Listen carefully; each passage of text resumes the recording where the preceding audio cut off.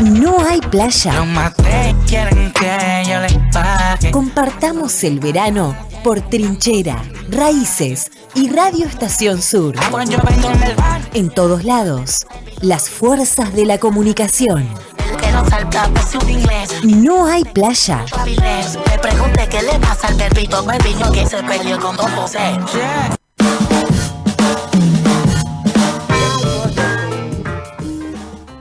10:38 de la mañana. Te podés comunicar con nosotros al 221-477-4314. Recordá que estamos sorteando esta semana media docena de empanadas gigantes de la costa. Así que si tenés ganas... bárbaro. Caes con una media docenita de empanadas. Sí. Te invita y a mí me encantan. Las de empanadas de carne de la costa son mis favoritas de las empanadas de carne. De la región, mira. De la región. De la región, ahí favoritas. La Plata Berizo Ensenada y hasta se puede estirar a Punta de Indio. Sí, me encantan, ¿no? Me encantan de verdad, sí. En el día de ayer, la Cámara Nacional de Apelaciones del Trabajo dictó una medida cautelar para suspender la aplicación del capítulo laboral del decreto de necesidad y urgencia dictado por el gobierno de Javier Milei. Queremos saber un poco qué significa esto y para charlar un poquito de este tema estamos en comunicación con Matías Cremonte, presidente de la Asociación Latinoamericana de Abogados Laboralistas. Buenos días, Matías, ¿cómo andás? Hola, ¿qué tal? Muy bien, gracias. Matías, ¿qué significa en principio que la Cámara Nacional de Apelaciones del Trabajo dicte una medida cautelar? Significa que el DNU 70 del 2023, que entre muchísimas, digamos, reformas a la normativa vigente que establecía, había algunas vinculadas a temas laborales, queda suspendido. Es decir, no tiene ningún tipo de aplicación mientras dure esta medida cautelar, mientras se mantenga vigente la medida cautelar, que suspende su aplicación. Es como si no existiera en este momento, aunque cautelarmente, ¿no? O sea, finalmente tiene que haber una decisión respecto de si el DNU es constitucional o no lo es. Pero mientras se discute eso, dijo la Cámara Laboral, el DNU no se aplica. Eso es lo que ocurrió ayer.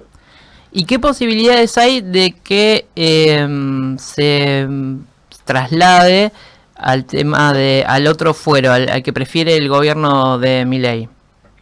Bueno, puede trasladarse a ese fuero, pero eso no implica que la medida cautelar no mantenga su vigencia. Primero, creo que es competencia de la Justicia Nacional del Trabajo, porque está referido a un título, a todo un capítulo de ese DNU que refiere a normas laborales.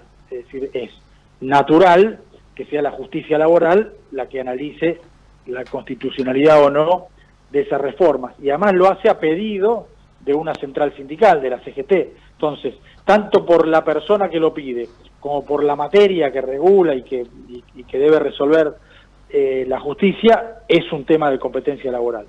Pero la ley de medidas cautelares, la ley que regula las medidas cautelares contra el Estado, establece que puede un juez, aunque sea incompetente finalmente, puede decretar medidas cautelares. Entonces la medida cautelar es absolutamente legal, por así decirlo. El expediente puede luego ir a la Justicia Contenciosa Administrativa Federal y sería muy discutible, pero en todo caso iría para tramitar todo el expediente y el fondo de la cuestión. La medida cautelar en sí, que se decretó ayer, solo puede ser revisada por la Corte Suprema de Justicia de la Nación, que es un tribunal superior a la Cámara. El Fuero Federal tiene una Cámara que es igual que la Cámara Laboral y es de mismo rango, no podría revisar la decisión de la Cámara Laboral. Matías, ¿cómo estás? Gabriel te saluda. Ayer el procurador Rodolfo Barra planteó que no tenía competencia el fuero laboral, cuando en realidad, como estás explicando, justamente está fallando sobre los artículos específicos que definen el trabajo. Ahora, en este sentido también fueron los ataques de Patricia Bullrich al fuero laboral. ¿Cómo ves el futuro de esa pelea ya en términos políticos, teniendo en cuenta que es un fuero que Milei planteó como objetivo destruir, llevar a la ciudad de Buenos Aires y cambiarle las características? Bueno, primero debemos decir que sobre todo Barra, que es el procurador del Tesoro de la Nación, es decir, el abogado del Estado, pero Bullrich como ministra, son parte en este expediente. Entonces, como estrategia defensiva del DNU, plantear la competencia de otro fuero, lo miro desde ese punto de vista. Una parte que está en un juicio que quiere ganar y que se siente más cómoda en otro lado y plantea eso. Pero no es más que la opinión de una de las dos partes. Si le preguntamos a la CGT, que la otra parte va a decir, no, para mí la competencia es laboral. Entonces, no es que está opinando en cuanto Estado, está opinando en cuanto contraparte en esta medida cautelar. Sí, es cierto, las razones por las cuales prefieren el fuero contencioso administrativo al fuero laboral son las de siempre, las históricas. Recordemos que el gobierno de Macri, 4 años atrás, fue uno de los que más atacó el fuero del trabajo, justamente cuando había jueces y juezas que dictaban una sentencia que lo obligaba a convocar a la paritaria docente, que le decía estos despidos son discriminatorios, tienen que reinstalarlos en el Estado, y les hizo juicio político, los acusó públicamente. Bueno, hay una disputa ahí de este tipo de gobiernos y funcionarios muy enraizada ya, incluso ideológica, contra el fuero del trabajo. Pero bueno, es un fuero que tiene su razón de ser justamente en el reconocimiento de que hay una parte del contrato laboral, hay dos partes: el empleador, que por supuesto es más poderoso porque tiene la posibilidad de contratar o no a alguien, y una parte más débil, que es la que está sometida a la necesidad de tener que trabajar para alguien para sobrevivir, porque no hay otra forma, salvo que seas dueño, ¿no? Te estarías del otro lado, pero la gran mayoría de la población solo puede sobrevivir si trabaja. Se crearon leyes laborales que protegen a esas personas y se creó el fuero del trabajo y todo un sistema procesal que justamente, de la mano con las leyes de fondo, protege también a esa persona más débil. Por eso, de algún modo, impugnan la existencia del fuero como tal. Matías, buen día. Hablabas de la Corte Suprema, que es en una segunda instancia quien tiene las aptitudes para bajar el DNU o avanzarlo. ¿Qué instancias quedan ahora y qué rol en específico tiene en esto la Corte? El Estado seguramente apelará a la medida cautelar y, insisto, solo puede apelarla ante la Corte Suprema de Justicia de la Nación. Más allá de la suerte que el expediente termine en un fuero o en otro, ¿no? La Corte ya está en receso, lógicamente, durante el mes de enero hay feria judicial. La provincia de La Rioja, que presentó un amparo o una acción judicial contra el Estado, contra este DNU, le pidió que habilite la feria judicial y esta Corte le dijo no hay una urgencia como para habilitar la feria judicial. Ahora, si el Estado le pide que habilite la feria, la Corte debiera decir lo mismo, es decir, que recién debiera abocarse a resolverlo en el mes de febrero. Pero bueno, sea cuando sea, tendría que tomar el expediente y resolver, aunque sea incluso para rechazar el recurso, diciendo que no es revisable por la Corte, que también lo puede decir, porque las medidas cautelares son algo muy transitorio, entonces la Corte no suele meterse en esa cuestión. Pero, en concreto, en lo que hace a la forma, en lo que hace a la posibilidad o a la legalidad de que un presidente legisle a través de un decreto de necesidad de urgencia, son, digamos, tan burdos, si se quiere, el fundamento, que yo creo que incluso esta Corte, aunque sea por los aspectos formales, también debiera coincidir en que es un decreto formalmente inconstitucional. Yo creo que además lo es en cuanto al fondo de lo que dice, porque una reforma laboral regresiva que perjudica muy concretamente a los trabajadores, las trabajadoras, a sus organizaciones, también es inconstitucional, pero por lo menos en cuanto al fondo, no creo que haya duda ni siquiera para la Corte Suprema. Y ya en ese caso, pasándolo la parte judicial, quedaría el territorio de lo legislativo para ver cómo avanza el DNU. Eso va en paralelo. Todo decreto de necesidad de urgencia tiene que pasar por la comisión bicameral que la dictamina y luego por ambas cámaras que resuelven su validez o no. Eso está en camino, pero también viene lento. No está todavía abocada esa comisión bicameral, ni siquiera está dentro del temario de las sesiones extraordinarias del tratamiento de este DNU, así que en principio está para marzo. Ahora, Matías, ahora también se está viendo entre lo que le llaman ley ómnibus, este conjunto de normas y demás que se están mandando al Congreso, y el DNU, incluso contradicciones. Yo no sé si tuviste oportunidad de hacer ese cruce. Se están viendo contradicciones o normas que están superpuestas.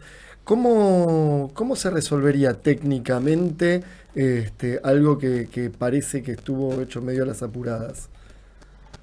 Bueno, una primer revisión la tiene que hacer el Congreso, porque el proyecto de ley no es más que eso, un proyecto de ley, y el Congreso debe tratarlo y puede rechazarlo de plano, puede modificarlo, puede incluir otras cosas, eliminar otras. El Congreso en eso tiene absoluta autonomía. Pero no en el caso del decreto. En el caso del decreto solo lo puede ratificar o rechazar de plano, entero. Claro. Pero en cuanto a la ley puede hacer esas modificaciones, por lo tanto todas esas contradicciones, sea que prospere o no el DNU, pueden ser revisados. Sí, fue realmente, no en lo laboral, porque el proyecto de ley solo se mete en cuestiones laborales vinculadas con el empleo público, que no lo hacía el DNU, entonces que de algún modo son como materias distintas las que regula en eso, pero en otros temas sí, ha sido señalado como, entre otras cosas, por muy desprolijo, notoriamente hecho por distintas manos, entonces carece ahí de una armonía, digamos, todo el texto. Claro. Matías, teniendo en cuenta que este DNU abarca muchísimos aspectos de la vida social de los argentinos, ¿imaginás que puede llegar a haber algún otro fallo teniendo en cuenta esto de una cautelar, alguna otra cautelar de la justicia o no? ¿O vamos a tener que esperar a que se termine la feria? En lo que respecta al capítulo laboral, ya está. Digamos, no es necesaria ninguna otra medida cautelar, porque ya lo dijo la Cámara Laboral y abarca a cualquier petición, digamos. Ya no es que quedó vigente el capítulo laboral en algunos casos, no, está fuera del ordenamiento jurídico, no tiene ninguna vigencia hoy, o sea que no tendría sentido ninguna otra medida cautelar en ese sentido.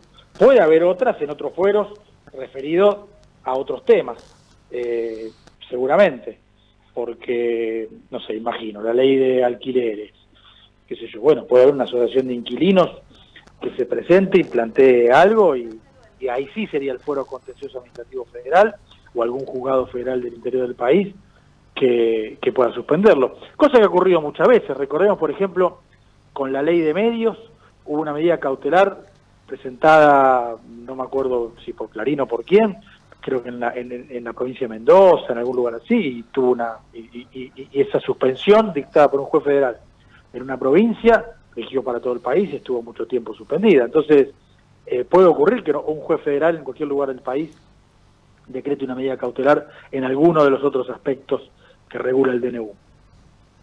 Está bien, claro, sí, vamos a estar atentos también a si se presentan algún otro damnificado pidiendo alguna otra cautelar, ¿no?